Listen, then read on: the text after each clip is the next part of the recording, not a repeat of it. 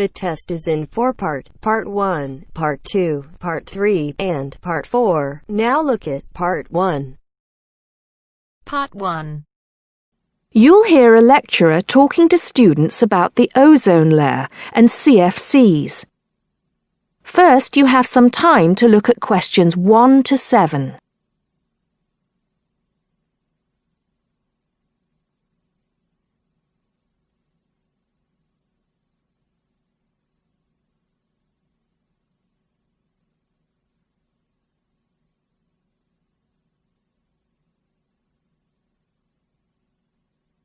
Now listen carefully and answer questions 1 to 7. Today, it is well known that CFCs, or chlorofluorocarbons, can do immense damage to the ozone layer, which protects the Earth from harmful radiation from the sun. However, it was as recently as the mid-1970s when the connection between CFCs and ozone layer destruction was first established. The story starts back in 1957, when James Lovelock invented the electron capture detector. This is a machine that can detect very small amounts of a chemical compound in the atmosphere. Indeed, using the machine, it was Lovelock who was the first person to detect the widespread presence of CFCs in the Earth's atmosphere. In 1973, Lovelock, on a research trip which he'd funded himself, measured the amount of CFCs in the atmosphere in the Arctic and in Antarctica, but unfortunately came to the wrong conclusion that CFCs are not harmful to the environment. Following on from this work, though, in 1974, Sherry Rowland and Mario Molina published the very first scientific paper on the connection between CFCs and ozone depletion. This quickly prompted the world's first ban on the use of CFCs, which was enacted in 1975 by the US state of Oregon. Further bans followed. In 1978, the United States and several European countries banned the use of CFCs in spray cans. CFCs were still allowed to be used, though, for refrigeration and in solvents. It was in the mid-1980s that scientists in Antarctica observed a huge depletion in the ozone layer above them, often called the hole in the ozone layer. This led, in 1987, to the signing of the Montreal Protocol, which called for further reductions in the production and use of CFCs, and then, 2 years later, to a European Union agreement to ban the production of all CFCs by the end of the century. Before you hear the rest of the talk, you have some time to look at questions 8 to 10.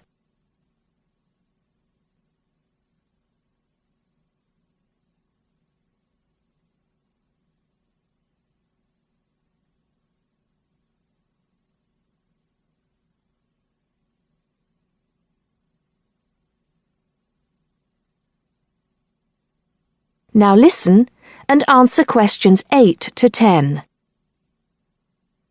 So why exactly are CFCs so harmful?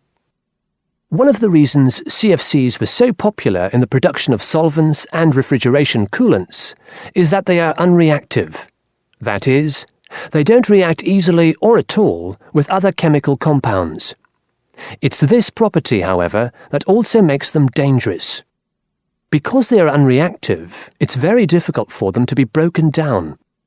This gives them a long lifespan, more than 100 years in some cases, and allows them to rise into the upper levels of the atmosphere, the stratosphere, unchanged. There, ultraviolet radiation from the sun starts to break them down, freeing the chlorine atoms from the CFCs. It's this chlorine that helps destroy the ozone there.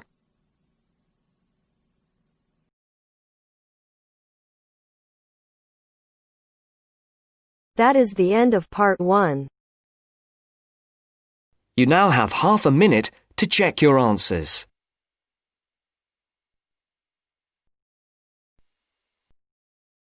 Now turns to Part 2.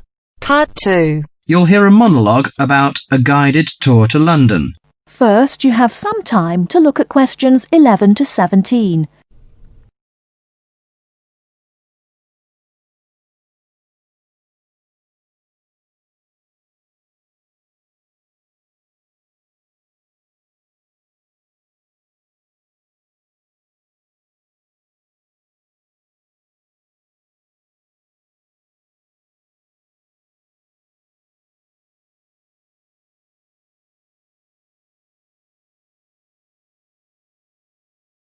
Now, listen carefully and answer questions 11 to 17. Hello, can I just have your attention for a minute? Thank you. My name is Mary Golding. Some of you may recognize me. I used to be a lecturer here at the college, but I changed jobs last year and now I work as the student officer. Okay, well, I'm in today to tell you about a guided tour that we've got going to, London. Well, this will be a good chance for those of you who haven't been to London before to have a look at this beautiful city. I think those of you who come will thoroughly enjoy it. The trip is going to be for 5 days, from the 31st of March, which is a Saturday, to the 4th of April, the following Wednesday. We'll be taking a medium-sized coach, so there'll be 45 places on that. Last time it was a minibus with only 16 places, which proved insufficient for students' needs. According to the London Development Agency, London has over 200 museums, 500 cinema screens, 108 music halls, and 5 symphony orchestras. Needless to say, we can't see it all in one day. Here are some major sites we are going to tackle on the first visit to London. On the first day we're in London, we'll be going on a boat trip up the River Thames and up the London Eye. The Eye is a giant modern Ferris wheel which stands on the south of the river, across from the Houses of Parliament. The boat cruise is included in the cost of the trip, so you won't need to worry about spending extra money. But you have to pay to ride the Eye to gaze out over the vast city. After that, we'll visit the Houses of Parliament. The Houses of Parliament, also known as Westminster Palace, was designed in the Gothic style. One of London's famous landmarks, Big Ben, the clock tower named for its 13-ton bell, is also found here. You can have a free visit up there. I think you all know Westminster Abbey, one of the most visited Christian churches in the world. There is no admission charge for this, but there are lots of souvenir shops around, so you might need some money for those. On the second day, we'll be going to the British Museum. The oldest museum in the world is also the most visited site in London. You have to pay to get in there, but it's not expensive. Before you hear the rest of the talk, you have some time to look at questions 18 to 20.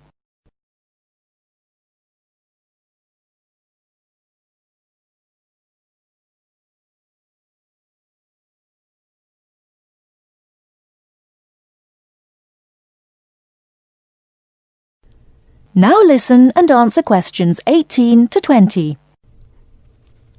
Also the most visited site in London. You have to pay to get in there, but it's not expensive. The museum's newly constructed £100 million Great Court, a 2-acre square enclosed by a glass roof, is the largest covered public square in Europe. It is called the Great Court. On the third day, you'll be free to do whatever you like. Personally, I recommend the Natural History Museum. It has over 68 million specimens. Fun exhibits include the Blue Whale exhibit, Rainforest Gallery, Earthquake Experience, and dinosaur displays. The Globe Theatre is a place worthy of visiting. The original Globe Theatre, where actors performed William Shakespeare's plays, burned down in 1613. The newly reconstructed Globe, however, copies original drawings of the 16th century's building's details and uses many of the same techniques and materials. Theatregoers can see performances of Shakespeare's plays, such as Romeo and Juliet and Much Ado About Nothing. If you'd like, can you sign up on this form on the student notice board by Friday? It'll be first come, first served. That is the end of part 2. You now have half a minute to check your answers.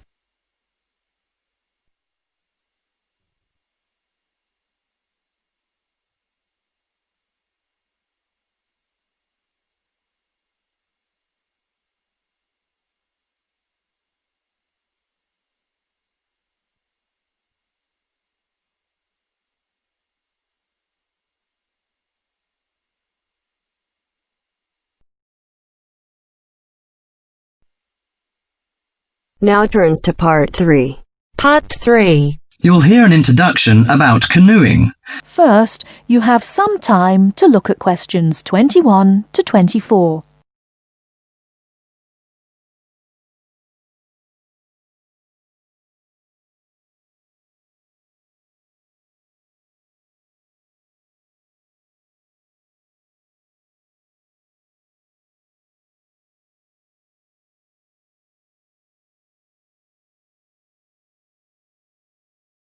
Now, listen carefully and answer questions 21 to 24.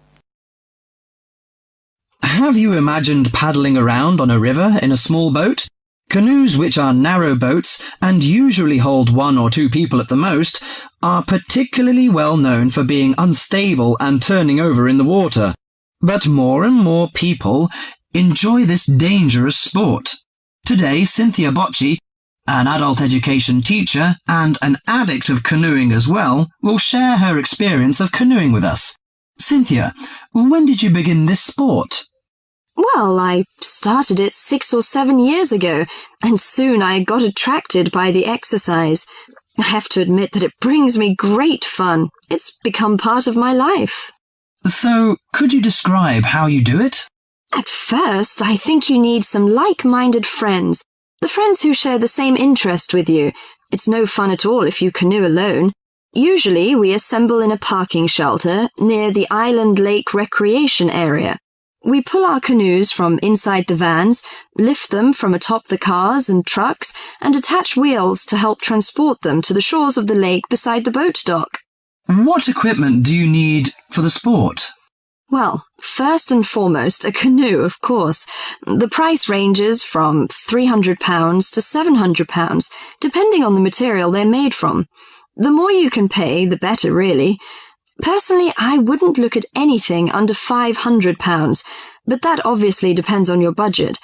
You also need a hard helmet to protect yourself against rocks when you fall out of the canoe, and believe me, that is very likely to happen.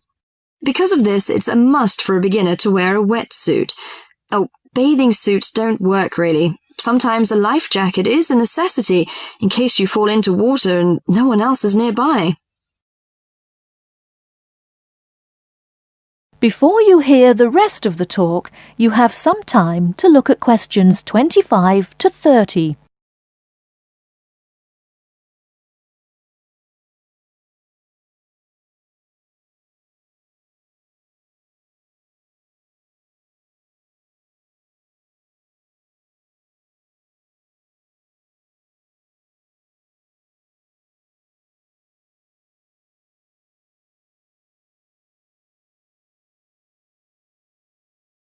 Now listen and answer questions 25 to 30. Think it's all worth it? Absolutely. I just love it. It's exciting, exhilarating, yet it's peaceful and it's calm. You can work as hard as you want to, or you can take it easy. In addition to having fun, canoeing offers a workout without realizing you're working out. Besides being a great exercise, which is good to heart and lungs, you gain strength and mobility. You build strength not only by paddling, but also from lifting and carrying your canoes.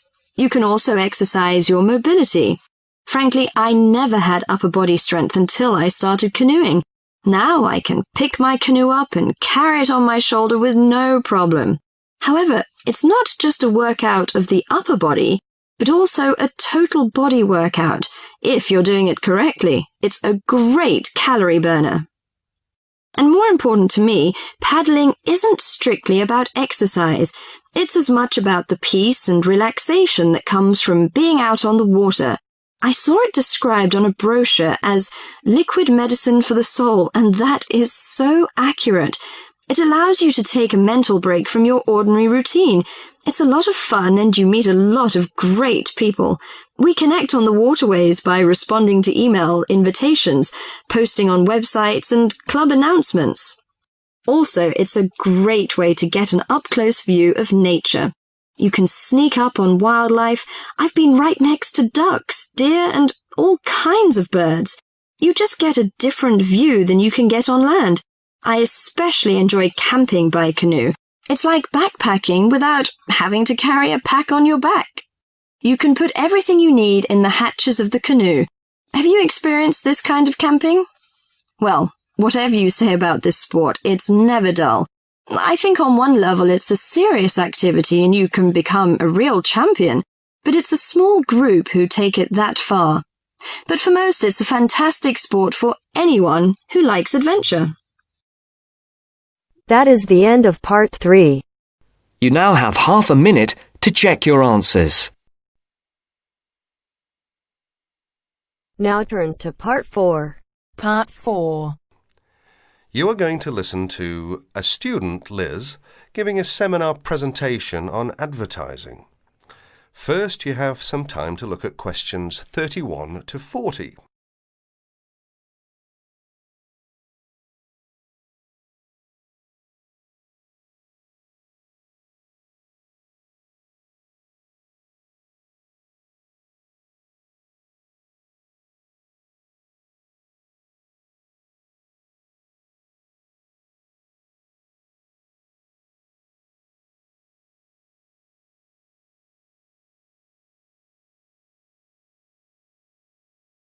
Listen to the talk and answer questions 31 to 40. Today, Liz is going to give her presentation. Liz? For my presentation, I looked at the different forms of advertising, especially at how women are portrayed by the media. So, Liz, tell us what different forms of advertising you looked at. As you can see from the outline on the screen, I looked at a wide variety of different medias, including billboards, television ads, newspapers and, of course, the internet. Oh yes, I almost forgot. I also looked at films. And what was your main finding? Well, I've brought some samples in to show everyone, which I hope will make it a little clearer. But first of all, I'd like to take a look at this first advert, which is from, believe it or not, a popular women's magazine. Now, even though this is a women's magazine, as you can see, women are portrayed in what we might call a submissive role. That is to say, that they are always the ones doing the housework, going shopping, or caring for the baby. In fact, you may notice that most adverts concerned with household products, such as cleaning materials, as well as food and baby items, are generally directed at women. Another thing you may notice about the women is that they are nearly always very slim and beautiful, even middle-aged women. None of them are ever shown to be poorly dressed or to be overweight. So, Liz, how are men normally portrayed in these adverts? Well, if you take a look at the next picture, which is in fact from the same magazine, you will notice that men are seen to be strong, powerful and in charge. They give the image of being in charge, being the ones who make the decisions. And generally, they are dressed either in sports clothes, showing their prowess or fitness, or a business suit, which serves to depict their social status. You mentioned that you also looked at films. Do these same images apply to the movie industry? Yes, they do indeed. And again, I have some images to show you. This time, however, I've arranged the pictures so that you can see clearly the different roles that men and women play in the films.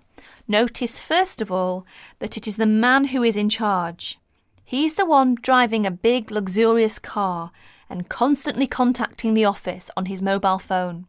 Now, if we look over here to the women, we see she is subservient to the man. She's his secretary, in fact. And if we take a look at her office, we see it's shared by other women and open to the public. In contrast, her boss's office, who is the man of course, has a very large, spacious office all to himself. And if the woman wants to enter, she first has to get his permission. That is to say, she has to first of all knock at the door and wait until he invites her to enter. However, if the man wants to talk to the woman, he simply picks up the phone and requests her attention. Are there any images where women are not shown to be of a lower social status to men?